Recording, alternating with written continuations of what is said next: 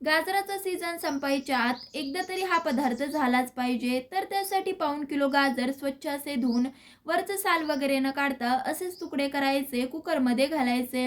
गाजराचे तुकडे सगळे असे कुकरमध्ये घालून झाल्यावरती 1 पेला दूध घालायचे. कुकरचं झाकण लावून मंद आचेवरती 3 शिट्ट्या करायच्या आहेत. कुकर झाल्यावरती गॅस बंद करून कुकरची पूर्णपणे वाफ गेल्यावरती गाजर आपल्याला स्मॅश करायचे. आता आपण कढईमध्ये 1 मोठा चमचा साजूक तूप गरम करू. तूप हलकंसं असं गरम झालं की ह्यामध्ये स्मॅश करून घेतलेलं गाजराचं मिश्रण घालायचं आहे. तुपावरती 3 ते 4 मिनिटं परतवायचं आहे. 3 ते 4 मिनिटं चांगलं असं मिश्रण तुपावरती परतवून झालं की 1 वाटी साखर घालायची आहे. साखर पूर्णपणे विरघळल्यावरती 1 वाटी दुधावरची मलाई घालून मलाई हलव्यामध्ये मिक्स करून झाली की लगेचच काजू आणि बदामाचे तुकडे घालून शाही असा गाजराचा हलवा तयार झालाय. तुम्ही कधी ट्राय करतायत? आवडला तर लाईक, शेअर, सबस्क्राईब देखील नक्कीच करा. धन्यवाद.